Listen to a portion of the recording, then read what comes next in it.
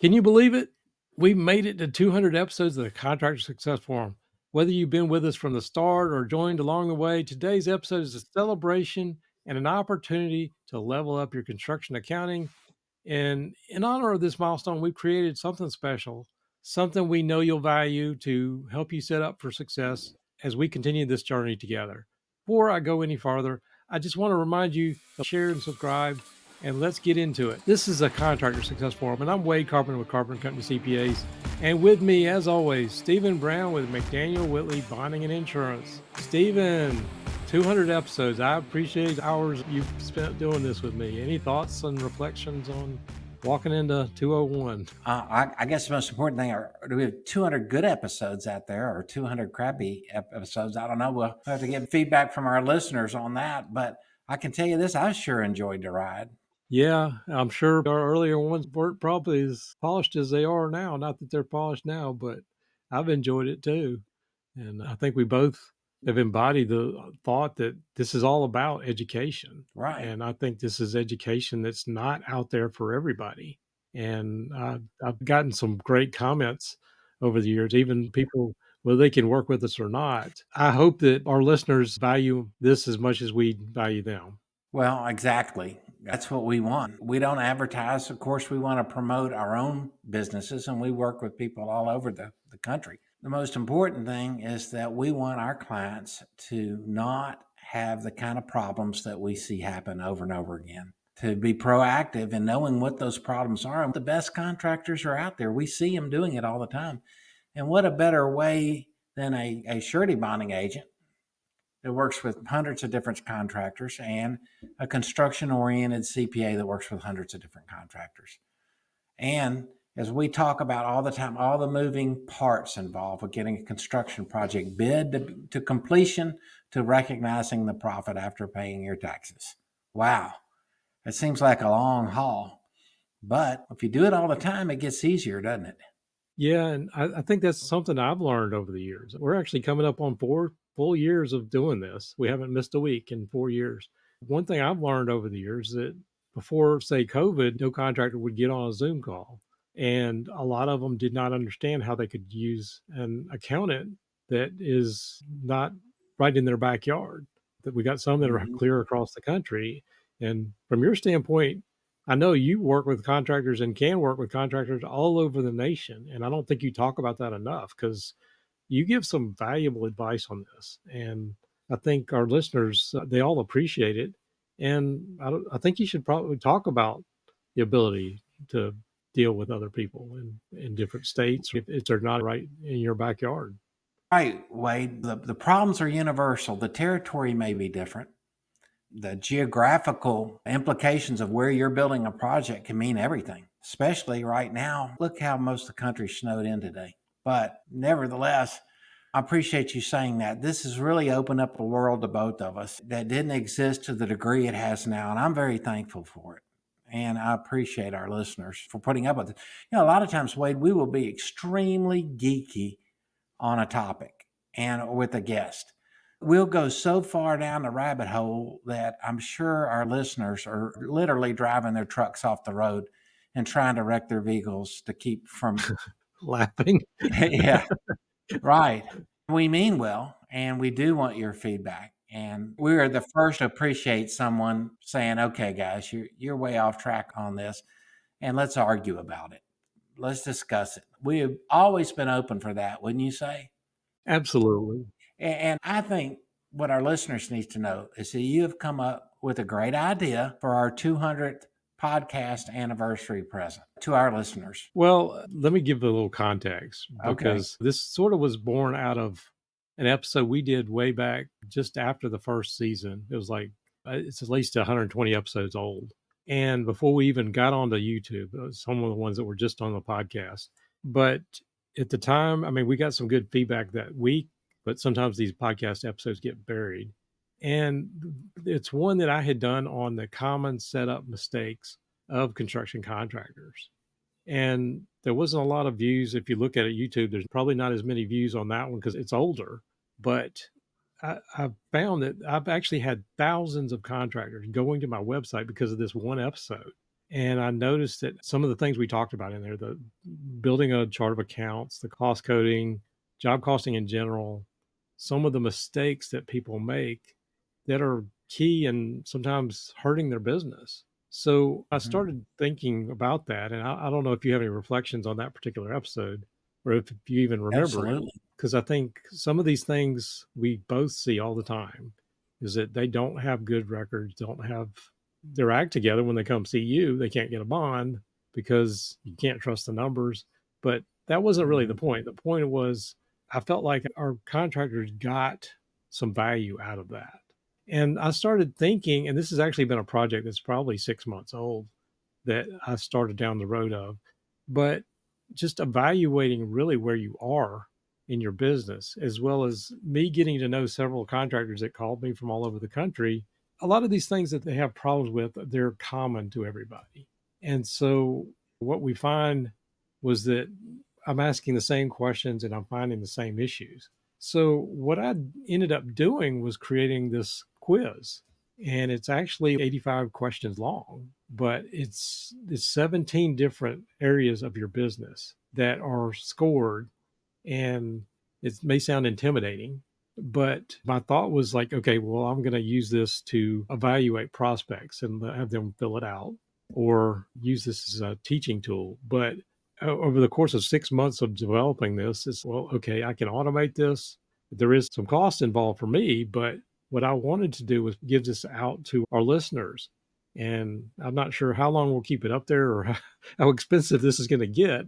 But my thought was, and we can talk about more about what it goes into, but the idea is, okay, let's get some good idea. I instinctively know probably a lot of the areas, but you never know.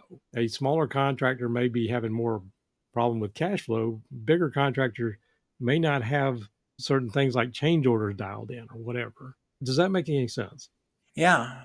Are we talking specifically about systems best practices survey or a financial health survey or both? Well, it goes into several things that have to do with your financial success. And again, I know this sounds like I'm going to take a 85 question quiz. It's not really that intimidating. What I've done is put 5 questions in each category that you're just going to rate yourself 1 to 5 stars. Do I have this Mhm. dialed in or not? This is more of a self assessment. Mhm. And the idea is, what can I work on in my business to, or what do I need to focus on? Sure. And maybe when we post this, you could also list our episode numbers that kind of correspond with those topics. Because as I was reading your outline, Wade, it was amazing how many of those topics we've covered over the last 200 episodes. Yeah, and I mean, they're all sort of intertwined. If you're interested in doing it, I mean, I was going to put it out there, but it's basically in 3 main sections. It's mainly on financial health, your systems and operations, and the other one is really has to do with project financial control. Do you really have control over things? I already mentioned like change orders or getting your bids locked down and doing things the same way. I think our listeners will understand when they can access this survey, and then our ability to give our listeners feedback on the importance of those scores. For example, I was talking to you earlier last week. I got my physical, I got my blood work in the mail. There's a range category of average. And you glance it over, and if the doctor didn't make a comment and everything, you're A-OK, right? But a friend of mine that was really geeky about understanding blood work, he had some heart issues, literally was looking over, telling me what everything meant. Do you know what this bilirubin test means? And I'm like, no, and I don't really care. Well, I heard about it anyway. And as a result of it, I found out I really do need to know about this. Yeah, this is good. Yeah, I'm on the high normal side. What specifically do I do to bring that item down?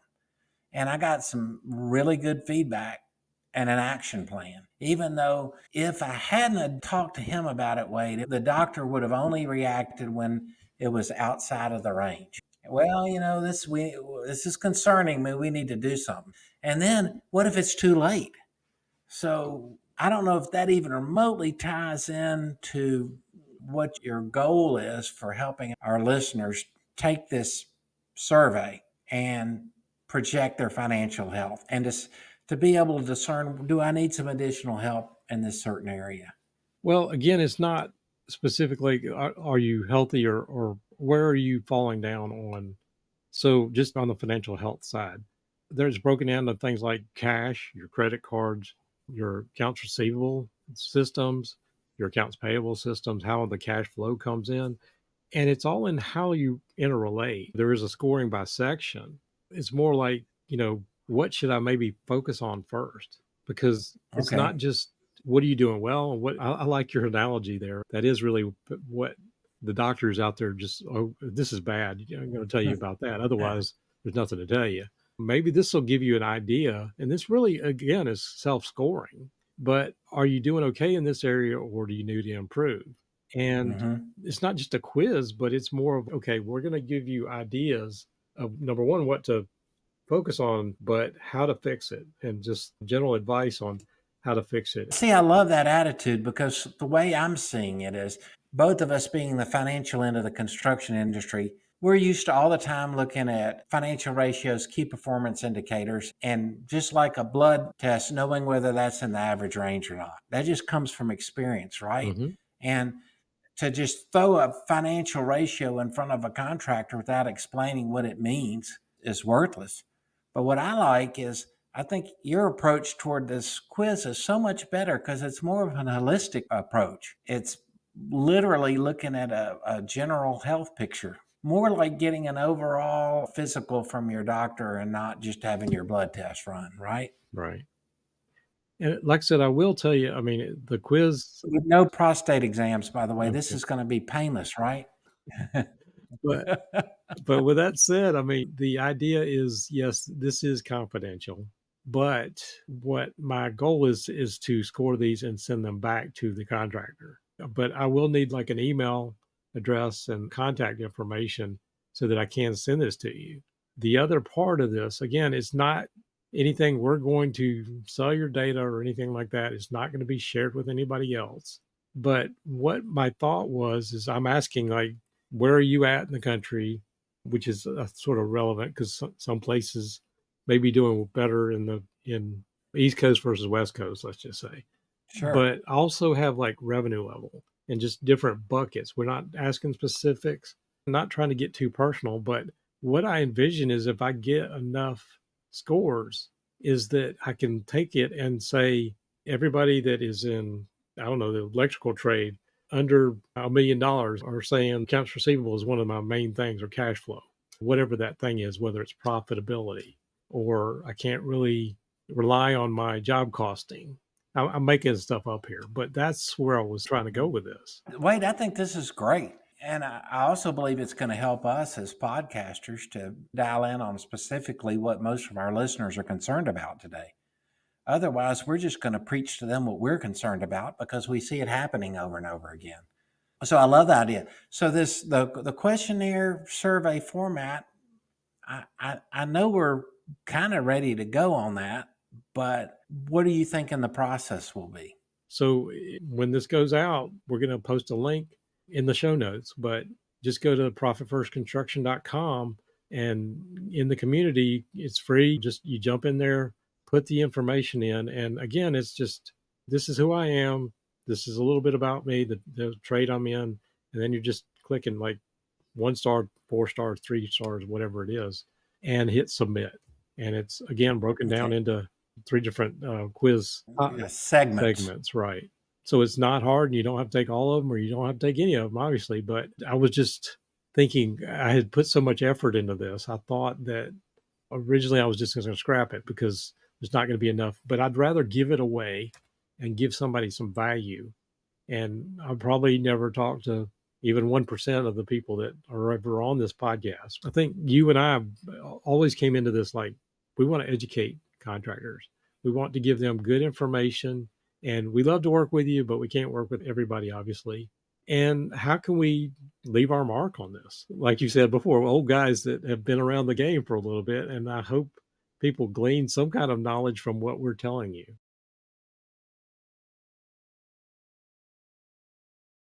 Well, that and in our own defense, we stay relevant.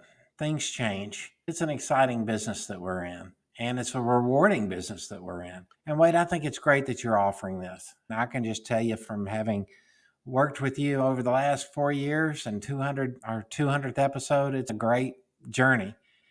And I've always enjoyed your company and your comments, and I really appreciate it. And I just want to thank you for offering this. I think most people are going to really get a lot out of it.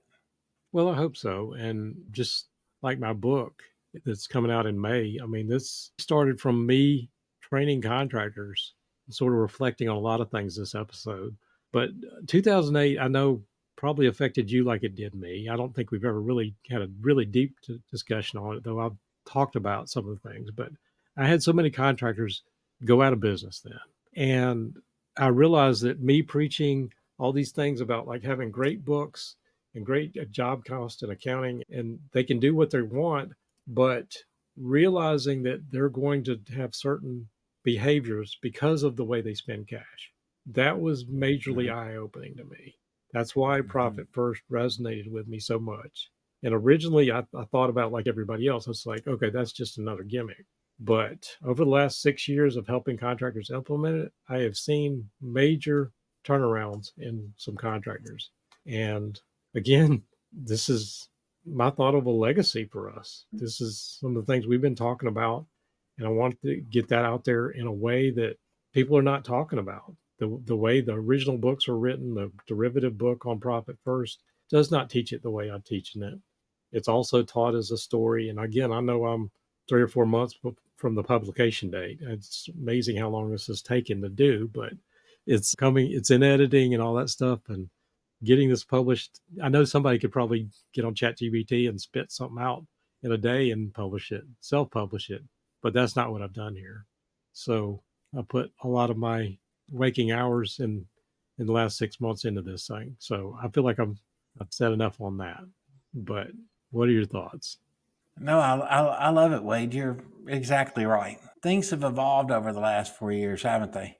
Been a lot of changes, all for the good, all from not having any clue of how to podcast, to figuring out how to use Zoom, to StreamYard, to finding Amanda and all the folks that have helped us produce the podcast. It's been a journey, and it's been fun, and it's been rewarding.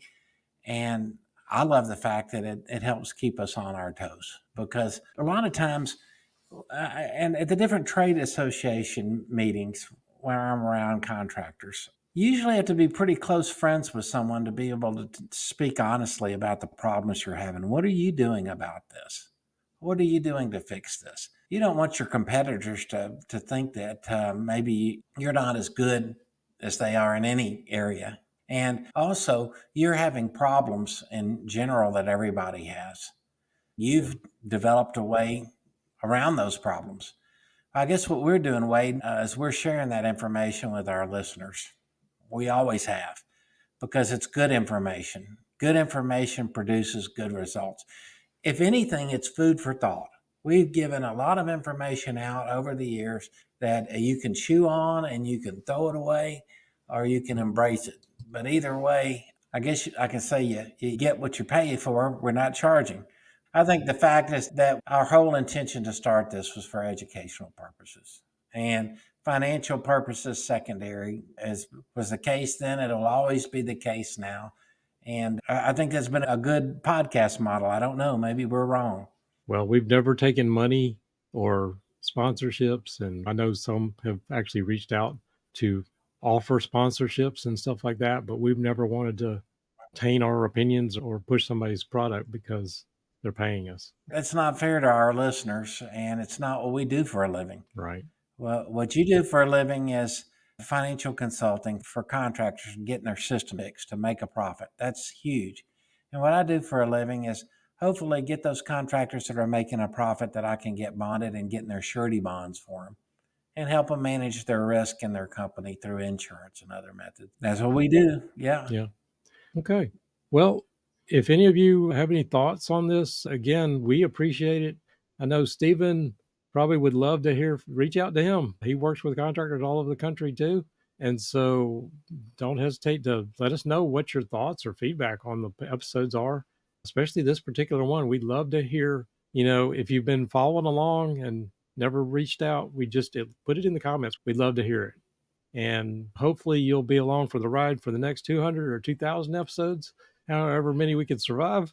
On our 2000th episode, Wade, we're going to be using AI to make ourselves look presentable. Well, we maybe need to do that now. But anyway, with that thought in mind, anything you'd like us to cover, let us know. Drop them in the comments below. Thanks for listening. If you have more information, go to contractorsuccessforum.com or the Carpenter CPA's YouTube channel. And if you enjoyed the episode and you haven't already, share, subscribe, do all that. Follow us every week, and we will see you next show and all the 200 afterward. Thank you.